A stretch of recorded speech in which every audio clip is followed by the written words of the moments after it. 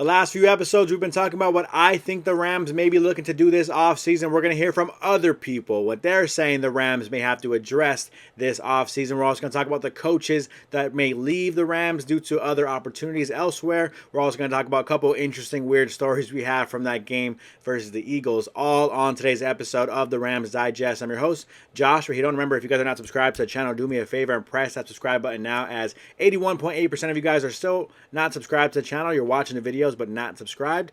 Do me a favor, press that subscribe button, as of course it helps the channel grow, but it makes sure that you don't miss any daily Rams content here at the Rams Digest. This first bit of news here to talk about Rams coaching staff, right? I think as long as we have Sean McVay, most Rams fans feel pretty confident and happy with what the coaching staff looks like. At least I hope. I mean, I've seen so many comments recently. I've been talking about what I've been saying about the possibility of moving on from Matthew Stafford and Cooper Kupp, which we'll bring up again in today's episode. Not from me, from somebody else. We'll hear from what their perspective is on the topic. But a lot of people at the beginning of the season, when I started making these videos, were talking about maybe not liking Sean McVay, maybe time to move on from Sean McVay. And I think that's where my perspective is coming from Rams fans. When the Rams were 1-4, there was a lot of frustration. It was a lot of maybe moving on from everybody, right? Trading people and cutting people and moving on from Sean McVay. Now that the Rams have seen some success, now everybody wants to keep everybody in-house, right? So it's kind of interesting to see that perspective. But ultimately, you can't keep everybody, right? And other guys are going to want to move. Guys are going to want to leave for better opportunities, just like this situation here where Bears request to interview Rams assistant Aubrey Pleasant. He's been in the NFL for a while. I know he's been helping with the Green Bay Packers back in his Packers days. He moved over with Sean McVay, I'm sure, because of a promotion. And so now we're looking at a situation where Aubrey Pleasant could be the defensive coordinator for the Chicago Bears, who now have head coach Ben Johnson from the Detroit Lions headed over to Chicago. So definitely something that I think Aubrey Pleasant, if he gets the opportunity, something I think we would all I assume all of you guys would say, go ahead, jump for it. Of course, you want to keep all the good coaches here in LA, but the reality is you may have to have some turnover in the coaching room. But I think, again, as long as Sean McVay is running the room, and we should be okay in terms of trusting him and hiring the rest of his staff. So, good luck to Aubrey Pleasant in his interview. Hopefully, I actually do hope he kind of gets the job. So, I like seeing coaches succeed and have some success in one place and obviously get promoted and appreciated for that, and getting that promotion elsewhere. So shout out to Aubrey Pleasant for getting that opportunity. And we also have another coach who possibly may be leaving as Rams coach named as possible targets for the Jets. Another Detroit Lions coach, Aaron Glenn. He's been now the head coach in New York for the New York Jets.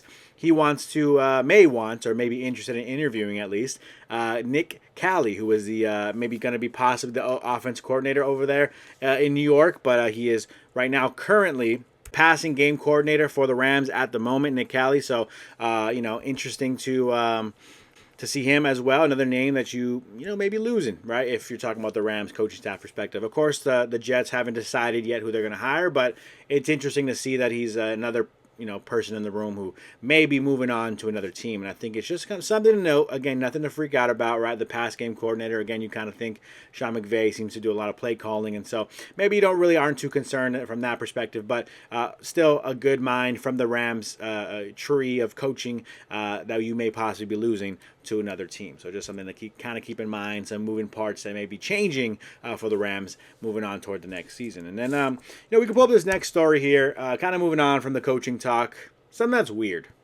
Something that's a little weird. I want your opinion on this. Obviously, as Rams fans, we may be Eagles haters right now for now and the rest of the offseason. I don't think any Rams fan is really heavily rooting for the Philadelphia Eagles, unless you have someone in your family. I'm sure that's an Eagles fan. But, I don't think many Rams fans are rooting for Philly, right, to win the rest of the season. And so I think I wanted to kind of poke fun at the Eagles here and kind of talk about this situation. The Eagles, I think the official organization, by the way, they're selling dirty snow from playoff game versus Rams to fans for $50. And it's sold out. Not only are they selling it, people are buying it. And it's sold out in hours. I think it was like 3 hours or so, the story said. It was a pint, I think, of dirty snow from the game. The Eagles fans ran and bought all of it in just about 3 hours or so. And I don't really know what to say. I think tip your cap to Eagles fans for being as dedicated as they are. I personally, I traveled recently to Europe in the summer, right? And I went to Spain, and I got a little block of the old field. It was like kind of encased in like, mummified, if you will. I guess I don't know what to say, preserved, and it's from Barcelona, right? From FC Barcelona's field, so their old field, their old stadium. So that was cool. I bought that, but I mean, that wasn't. First of all, it wasn't $50. Second of all, it's just different, right? You're buying the actual field versus buying just the snow that they played on. I mean, do you have to keep it in the freezer? I don't know. Either way, I think it's interesting. I wanted to hear from you Rams fans out there. What do you guys think about this Eagle situation? Would you buy, if the Rams won that game?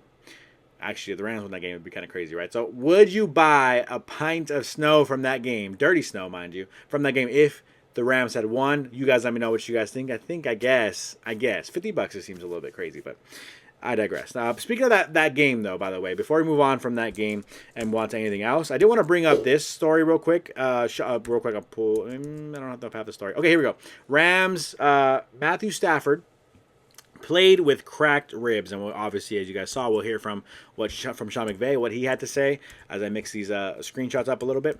But yeah, ultimately, Sean McVay had something to say about Matthew Stafford, confirming that Matthew Stafford was dealing with a bit of a rib aggravation. We saw right when he went, he took that kind of hit from, I think it was Mitchell, the DB from the Eagles.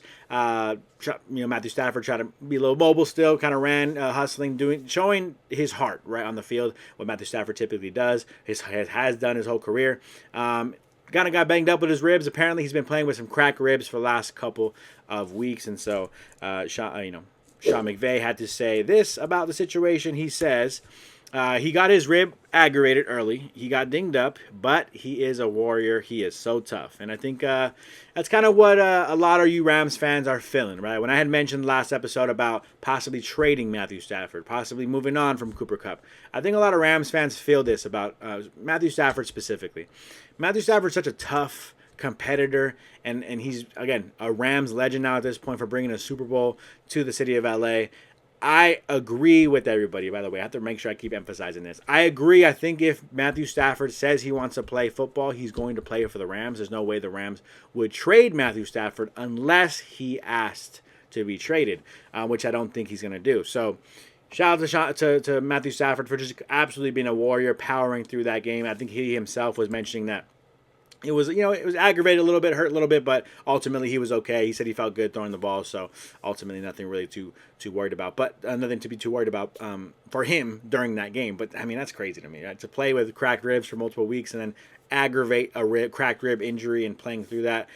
Shout out to Matthew Stafford, again, Rams legend. He's going to be a Ram probably for the rest of his career, so nobody needs to freak out about trading him or anything like that. But this is why I'm bringing up this conversation, right?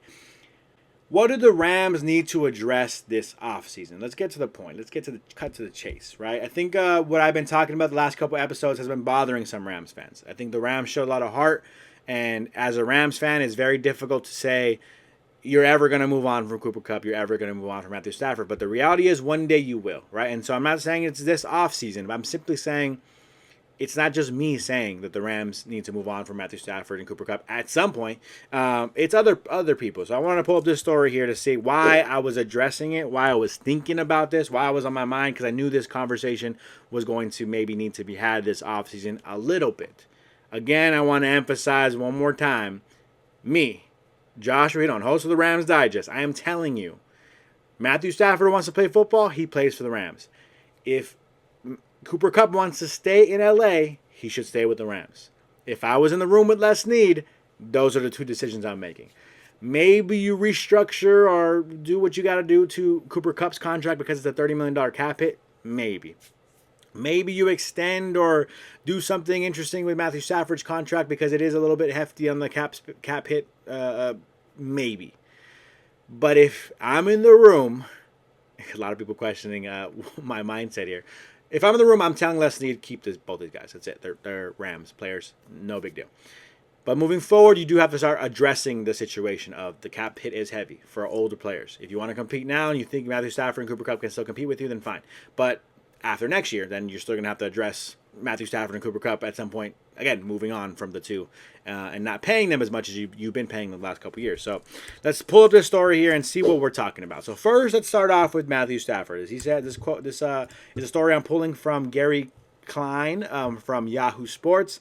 And when he talks about addressing the Matthew Stafford situation, he says Stafford has played 16 seasons. Now, I'm not going to pull up I want to make sure I'm reading it, so I wanted you guys to see me reading it, but I don't want to pull up the whole article on here. So I want to put what we're talking about here. Super Bowl champion quarterback continues to move up the NFL's all-time passing list. Displayed, some great skills this year still, showing that he still got it, even though he's about to be 37 years old. Turns 37 in a few weeks, by the way. Going to be 37 all of next season. And so, Stafford has been playing well, playing incredible football, but ultimately the truth is he is declining a little bit, right? Or he's going to start declining very soon.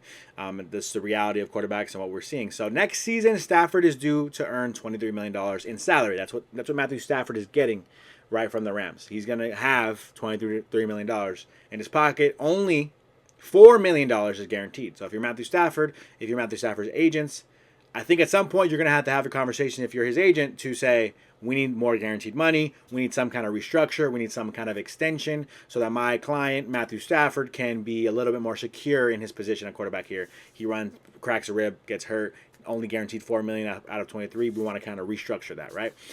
But according to overthecap.com, he is scheduled to carry a cap number. So I need you guys to understand, for those maybe who don't, I know a lot of you guys do, but if anyone who doesn't understand this, the cap hit and what Matthew Stafford takes home is different. It doesn't mean the same thing. Because of what the Rams have done to his contract over the years and the way the contract has been structured, Matthew Stafford is taking up $49.7 million on the cap, which again, when we're talking about football, you only have a finite amount of cap space to spend. You can't really go over a crazy amount. So there is a soft cap, hard cap, and all that stuff. Well, there's a bunch of crazy details to talk about, and I'm not an expert in that. But the reality is $49.7 million as a cap hit is a lot of money. It's a lot to deal with when you're talking about money and numbers, right, for Matthew Stafford. So the Rams do have to address that. The Rams do have to also hear from Matthew Stafford's agent, because at some point, I'm sure they're going to probably request this offseason some kind of change to the contract so that Matthew Stafford isn't just making $4 million guaranteed. If he gets hurt, he wants more than $4 million guaranteed, I'm sure. So that's going to be rocky and an interesting situation to deal with this offseason. I know you want to keep Matthew Stafford. The fans want to keep Matthew Stafford. I want to keep Matthew Stafford. If Matthew Stafford wants to play, then he wants himself to stay, right? So, of course, that is kind of the situation that we're looking at. How can you keep Matthew Stafford here and also fairly affordable, a little bit cheaper in terms of the cap hit, at least specifically? Pay Matthew Stafford whatever he wants, but if you can get that cap number down, that's kind of what you want, so you can kind of open up some more cap space this offseason so you can start making some more moves to get the Rams to a Super Bowl contention, right? So that's kind of where we're at. If we want to compete with we're going to compete with Matthew Stafford at quarterback, then let's see how we can do it with the most amount of cap space and most amount of talent around him so we can protect him and compete for a Super Bowl. So that's something that needs to be addressed for the Rams. They need to talk about Matthew Stafford, talk about his contract, see what they can do to adjust. I agree with everybody. Matthew Stafford should be a Ram. He's going to be a Ram. Let's move forward with that. But then we could pull up the next guy, Cooper Kupp, right? There's another situation we kind of have to address, and I think the Rams are going to need to address. Because if we're looking at the Cooper Kupp situation. Now, Cooper Kupp, he turns 32 next year, right? No big deals. Again, he ran for about, let me make sure I got the right screenshot up here. Not to spoil who we're talking about next, but Cooper Kupp situation, right? Rams started 1-4. What did I say over and over again? Multiple last couple videos. Article says the same thing. They started 1-4. The Rams pondered trading Kupp. Not an opinion. Not something that I'm making up. The Rams considered trading Cooper Kupp when the Rams were 1-4. What I'm saying going into next year, what I've been saying, people are like, no, Kupp, you're crazy. You're not a Rams fan. Kupp. I'm simply acknowledging the reality. The Rams almost traded him this year, before the year even finished. So that's the kind of the reality that we have to address. What do you want to do with him? Because you almost traded him earlier this year.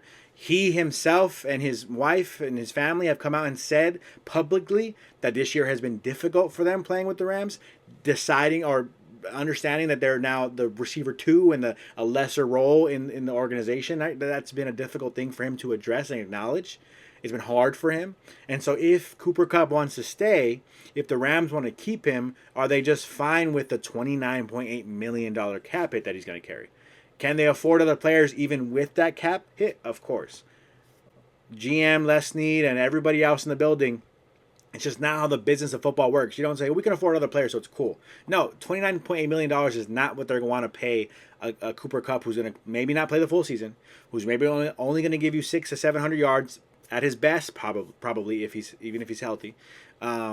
Maybe you can get to 800 to 1,000 yards again, a season again. That'd be the dream, right? But the reality is, right now, it looks like 700 to 800 yards per season. Maybe not even be healthy the whole season. So you're not going to want to carry a $29.8 million cap hit with that being the situation. So what are they going to do about Cooper Kupp? What does he want to do? He says he wants to be in LA. If he does, cool. But if he actually doesn't, or if the Rams want to maybe offend him by saying they want to, restructure his contract and only give him X amount of money, and that doesn't work for him, so he wants to leave, then maybe the Rams have to move on from him. That's kind of a reality that the Rams have to address. We'll see what they do. If it was up to me, I would say just try to figure out how to restructure and keep him here if that's what he wants to do, because he's too good of a player, too much of a Rams legend to move on from. That's where I'm at, and that's where I think a lot of Rams fans are at.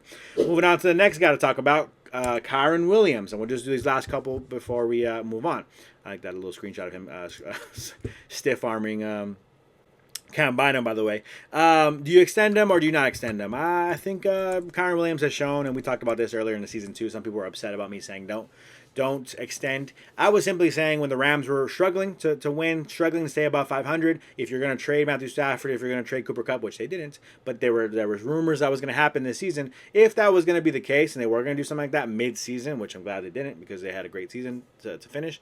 But if they were going to do something like that, then I was going to say maybe you hesitate about paying Kyren Williams, and then he slapped me in the face and had an incredible game, I think, the next game. So ultimately, that's kind of where I'm at. I'm like, okay, keep Kyren Williams, extend him. I think he's playing pretty well. I think he's a good running back for you. I don't think Blake Corum is going to be able to be a workhorse running back. I think as Kyren Williams starts to age, and running backs do age a little bit quicker than most, you want to kind of get him to be as I'm looking for the word of longevity, but I don't know how to say it in the sense that if you want him to have as long of a career as possible with the Rams, staying as healthy as possible, start using Blake Corum a little bit more as the seasons go along, as Kyren Williams gets older. I think that's kind of should be the goal, and they should look towards moving both of them a little bit more to kind of keep the tread off the wheels for Kyren Williams in his career.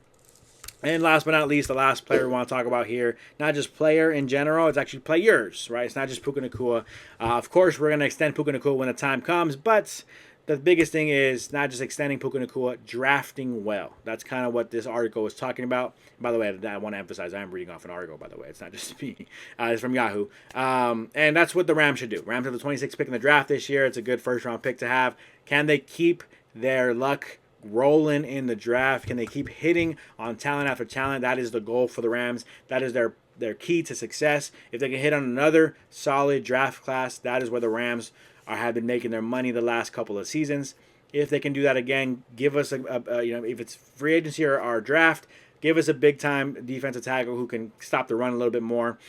Give us maybe another edge rusher who can kind of stop the run a little bit more on the edge. Give us some linebackers who are more downhill at slowing down the run. Some cornerback depth, maybe more, a better cornerbacks in the room. Not like Keelan Witherspoon and Kobe Durant weren't great, but let's see if we can improve the DB room in general.